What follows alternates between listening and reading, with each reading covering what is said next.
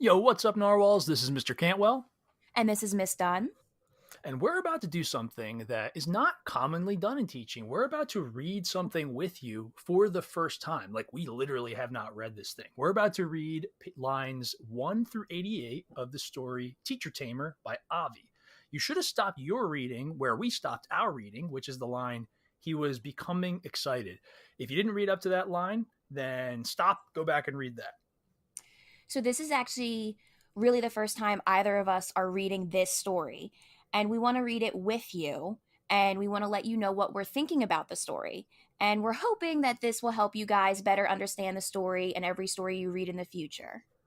And here's the fun part. We might be wrong. In fact, you know what? We're probably going to be wrong about a bunch of this stuff. Sometimes, even when teachers make predictions or analyze something, it's wrong. But the important thing is that when we do something, we're going to try to back it up with evidence. It's okay to be wrong as long as you are backing it up with evidence and good reasons from the text. And one more thing, we're going to keep this as quick as possible because we know it can be really tough to pay attention sometimes. So we're going to get started. And remember, we're going to talk about this like we're students, like we're you, and we're reading it for the first time just like you are. Fun, fun, fun. And we start off with an independent reading session in an English class, and suddenly there is a spitball attack upon the poor teacher.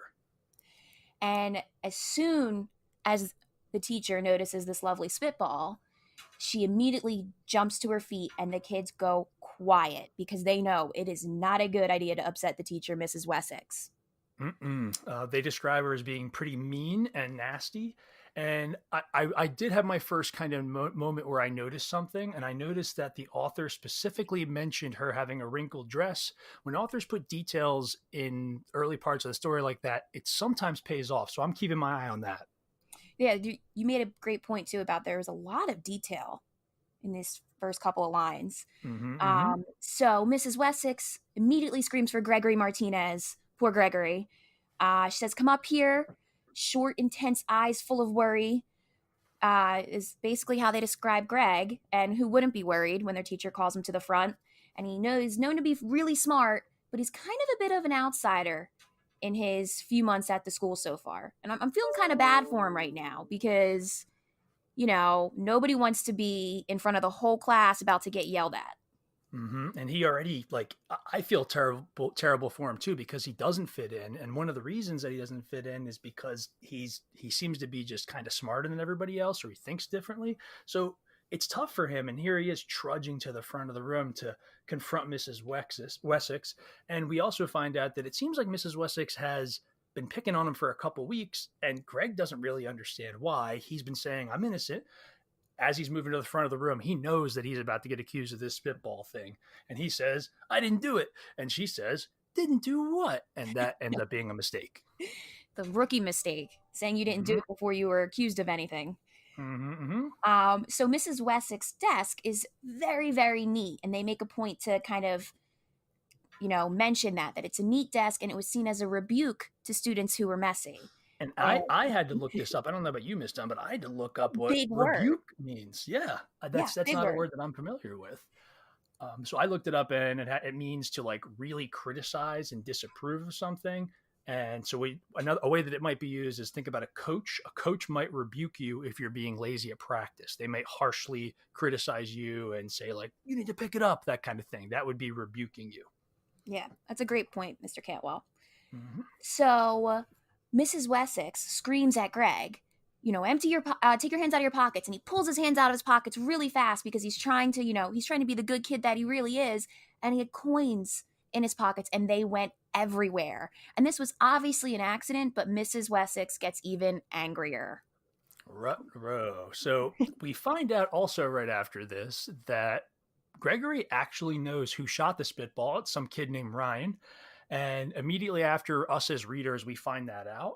Mrs. Wessex demands to know if Gregory knows. Gregory looks back at the class and he sees Ryan, the kid who actually shot the spitball, and he also sees a very threatening balled up fist. So Greg is in a tough spot because he's in this position between a rock and a hard place. Ms. Wessex is saying, "Tell me who shot the spitball if it wasn't you." Gregory knows that Ryan did it, but he also seems to think that if he says that Ryan does it, that fist is probably going to be used against Gregory in a way that Gregory does not like. And not to mention it, he's already kind of an outsider to begin with, and tattletaling in front of the whole class, probably not the best idea. Mm-mm-mm. So then Greg finally kind of snaps and he asked Mrs. Wessex, he's like, "Why are you always blaming me?"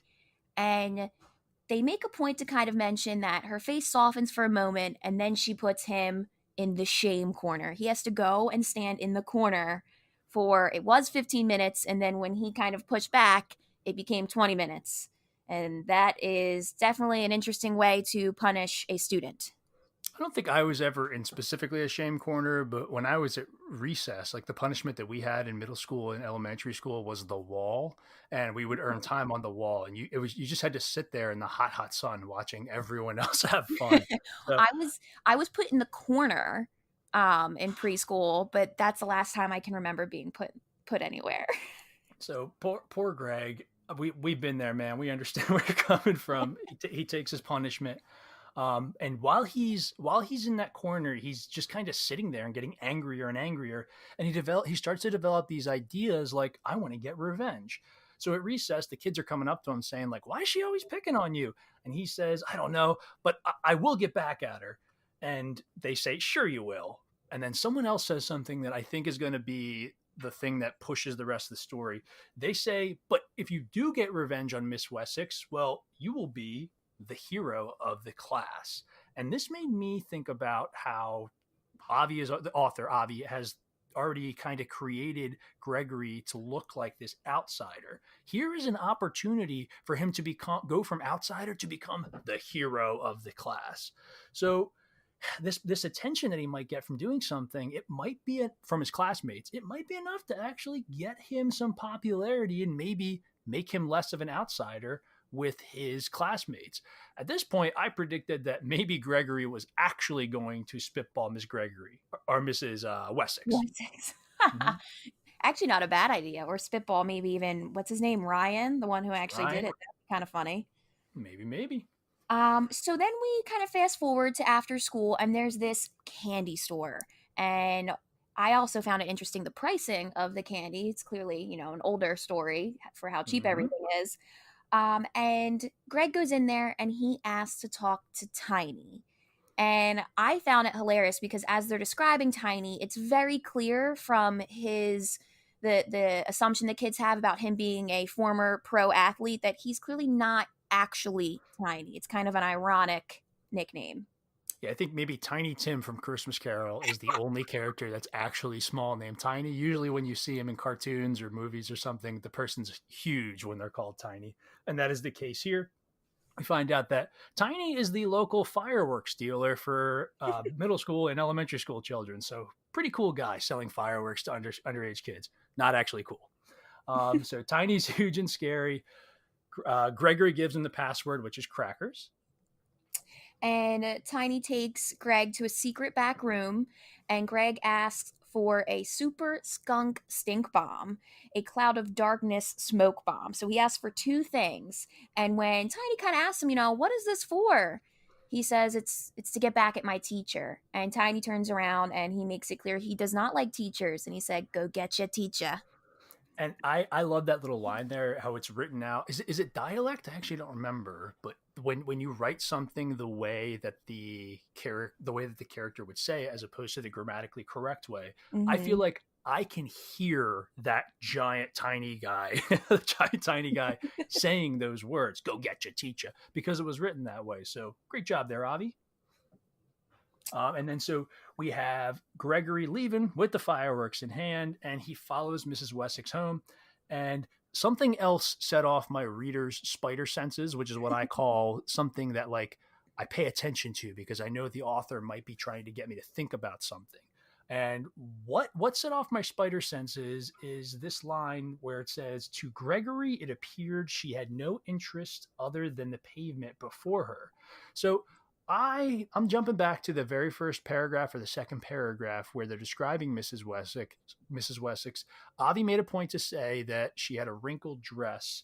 Now Avi's pointing out that she's kind of walking with her head down, with her head hung, and that I'm just going I'm thinking, okay, well, maybe maybe there's something else going on in Mrs. Wessex' life, and that's why her dress is wrinkled, and that's why she appears so sad as she's walking home. But I don't know. We'll see.